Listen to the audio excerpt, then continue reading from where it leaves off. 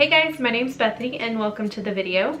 Today we are going to be talking about Disney's third, mostly animated film, Fantasia. And don't worry about my hair, I got a little crazy with the hair iron and I have no excuse for looking a little bit like a poodle, but here we are.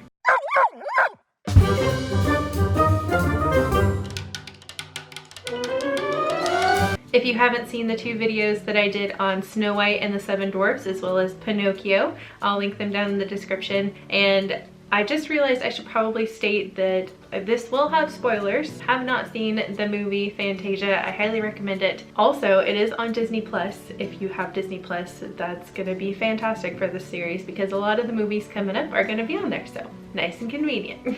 This film is a little bit different from the animated films that we've been over the past couple weeks in that it is a collection of animations that make up one entire story. So they're all a little bit separate and all a little bit about different things, but essentially tie back together with a live action narrator in the middle. They're also set to classical music, which is an integral part of the story. There are 8 different segments in the film, which was first released in theaters on November 13th, 1940. We'll also go into a little bit about what made the film unique and the film going experience unique that Walt really wanted to convey a little bit later.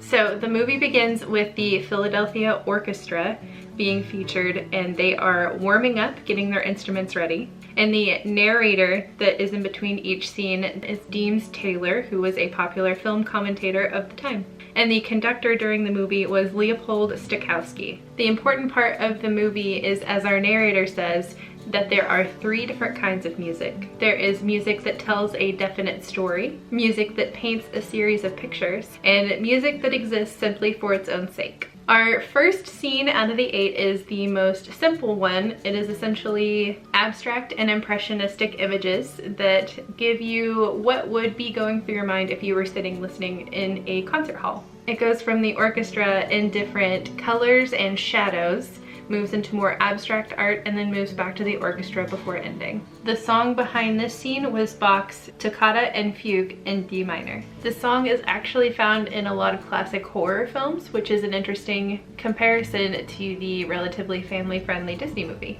Our narrator will continue between each scene to give us the rundown for what's coming up next and to tell us which song is going to be featured and which artist is going to be featured in each scene. Scene 2 features Tchaikovsky's Nutcracker Suite, which is very easily known around Christmas time, but here they are using nature elements to substitute the ballerinas in what would be the Nutcracker. They also shortened the piece and rearranged it for the different scenes. And first off, we are going to have the dance of the Sugar Plum Fairies. We'll see fireflies that turn into fairies, and they are going around making spring blossom in the land. While they are bringing the awakening of spring, they are going around opening up flower buds and bringing droplets of dew. This melts on into the Chinese dance, which is a group of 6 mushrooms as the Chinese men. The smallest mushroom, Hoplo, can't keep up, but he finally catches up by the very end of the dance. For the reed dance, it is made up of blossoms and flower petals. The Arab dance is with exotic fish made to mimic an underwater harem with water plants and bubbles. The Russian dance are 6 pink blossoms with little mustaches to resemble little Russian men, and more thistles joined in with skirts to mimic the women. And the last portion is the Waltz of Flowers,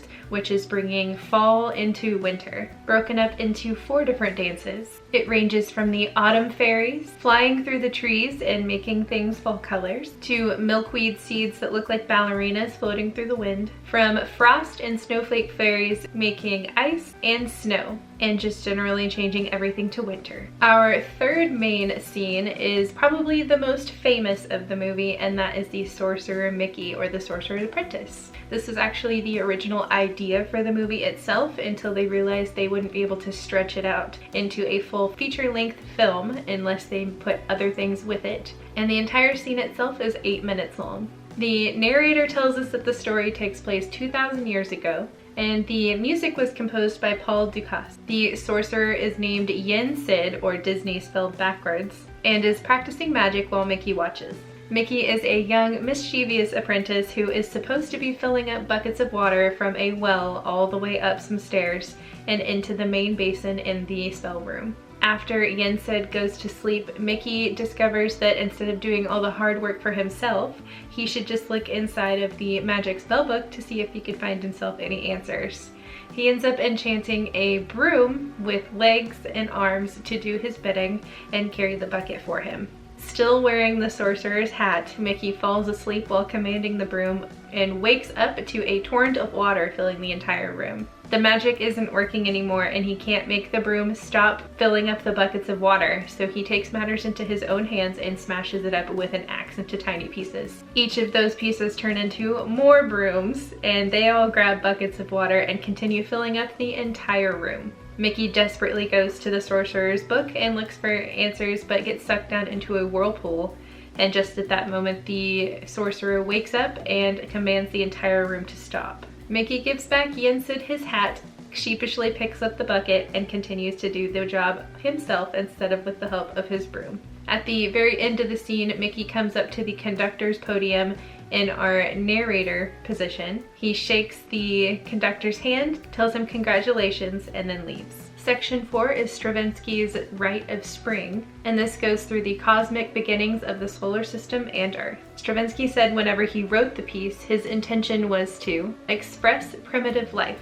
So Disney took that literally, and that's exactly what we're about to see. This section itself is split up into 8 different pieces, which are as follows: A Trip Through Space, Volcanoes, Undersea Life, Pterodactyls, The Age of Dinosaurs, Survival of the Fittest, and this is the one that includes the T-Rex and the Stegosaurus, Extinction, and Forces of Nature like earthquakes and floods. We have finally made it to the intermission, which includes a jazz interlude. And after intermission, Taylor tells us he wants to introduce us to a very shy character, which is the actual soundtrack itself. They personify the soundtrack as a band of light that is on the left side of an old school film strip. The line becomes more human-like and makes noises of the different instruments in the orchestra. Scene 5 is set to Beethoven's 6th Symphony, which is called the Pastoral Symphony. This is the section taken from Greek mythology and is set on Mount Olympus, and it's broken up into 5 different parts featuring different mythological creatures. We first see baby unicorns and fawns as well as a Pegasus,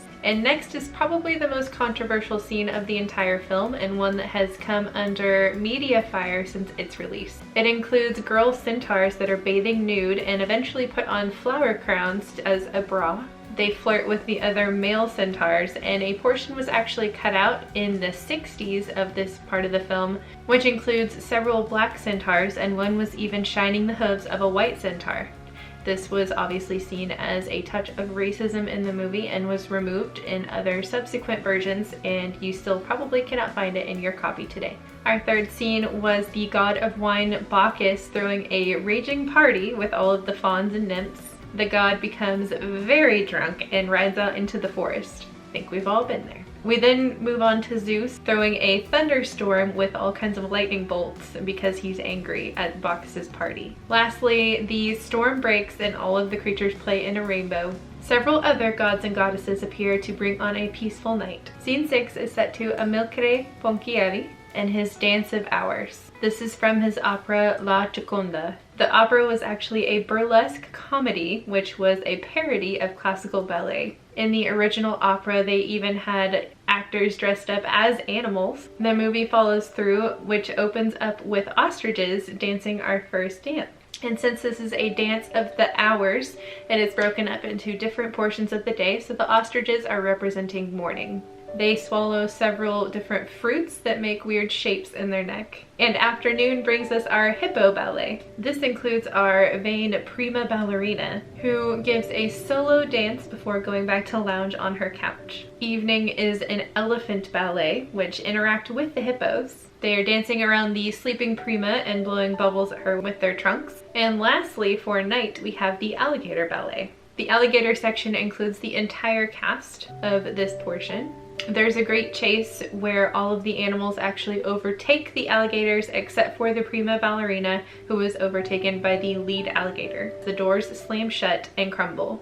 Our 7th section is actually the first half of the finale, though both halves are drastically different. The first half has Mussorgsky's The Night on the Bald Mountain, and this is a celebration of evil. It is set during the night of the Witches' Sabbath, and it takes place at the base of the Bald Mountain, where the black god Chernobog appears on top of the jagged peak. Bats and ghosts fly all around, and witches and vampires rise from their graves. They swirl all around the demon, and he enjoys their praise, but once he tires of them, throws them all in pools of fire. Finally, morning comes and church bells ring, which forces him to recoil back into the mountain. He realizes that the power of good is too strong, and all of the evil spirits go back into their graves. The sky lightens and good triumphs over evil. The second half of the finale, or part 8, continues on with Ave Maria by Schubert. This is all about worship and includes the church bells from the last section. White-hooded figures cross the meadows and a bridge on a pilgrimage. They end up in the forest as dawn comes, and we are left with blue skies and an image of heaven. Like we spoke about earlier, the release of the film was a little bit different and a little bit individual. It was first released in only 13 cities, and Walt wanted to use a new technique which was meant to make it a whole musical and visual experience. He wanted it to be like you were going to an orchestra or ballet, though including film in the mix. With this project, he pioneered something called Fantasound, and this was made up with new audio channel technology. This meant that 9 separate different tracks were recorded of different portions of the orchestra and then compiled upon one another to make it sound more lifelike, and to have it be more of a full sound. As one could imagine, this technology was very expensive to travel with, and that's why it was such a limited first release. Walt wanted to even bring sound into the equation and waft different flower, rain, and other scents that applied to each scene, though it was determined that this was too expensive for their already stretched budget. The movie would end up having several re-releases over the next few years, though at first the movie did not make a profit because of the coming war. This time period itself would bring about a lot of changes in the entire company and would bring on different types of films, which we're going to delve into coming up in the next few weeks. The studio even used some of their films as propaganda for the war, though in the end, Fantasia ends up being the 23rd highest grossing film of all time in the US when adjusted for inflation. Snow White was 10th on the list, and Pinocchio was number 45. Despite the issues with money, the movie was actually very critically acclaimed, and it received 2 honorary Academy Awards, one for the Fantasound and the other for the conductor Stokowski. The movie is widely believed to be an influence on modern theater and symphonic orchestras. It definitely became very popular in the arts community, and it's also been very heavily emphasized in the Disney parks themselves. Sorcerer Mickey is still used as a character for meet and greets throughout the parks, and the movie's music has been used in a lot of the fireworks shows as well as other live shows throughout the park, like Fantasmic. The sorcerer's hat itself was actually used as the icon for Hollywood studios over the years. Like mentioned earlier, The Sorcerer's Apprentice was supposed to be a standalone film, though it morphed into Fantasia when those ideas came into being. Mickey's outfit in that scene was actually modeled after Dopey's, and that's because Dopey was originally supposed to be the character in the film. He was a very popular character after the release of Snow White and the Seven Dwarfs, though Mickey Mouse was apparently losing popularity at the time, which Walt didn't like, so he subbed out Mickey for Dopey in the end. Rather than scrap all of the standing animation, they made modifications to make it Mickey instead of Dopey, which is why he's wearing Dopey's clothes, just recolored. And speaking of Mickey, this is the first time that his looks had changed since the beginning of the character. The animators gave him flesh-like tones and human-like pupils. Chernobog was modeled after Bela Lugosi, who was famous for horror movie film parts, such as Dracula. While he was acting out the scenes for the animators, he actually took off his shirt to get more into the character. Walt would often describe this movie as music you can see and pictures you can hear. Stokowski was actually brought onto the project after he bumped into Walt at a party, Parts of the movie have been seen on TV, though the entire film has never been shown on television. Fantasia premiered in the same theater as Steamboat Willie.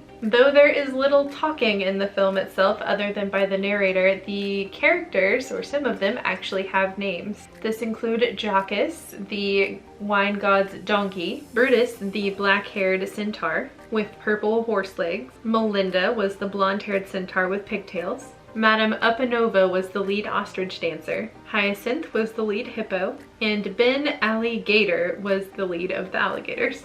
There was a deleted segment that had Debussy's Clair de Lune, and that was cut for time purposes. The scene was thought to have been lost forever until it was rediscovered in 1992. It now exists in the Fantasia Anthology DVD set from 1996.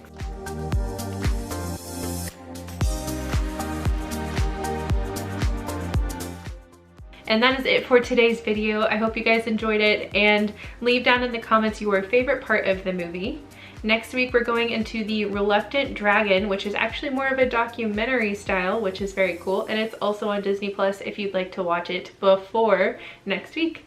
If you guys liked the video, please give the video a like so more people can find us, and subscribe for future content. And I hope you guys have a wonderful rest of your day. Bye!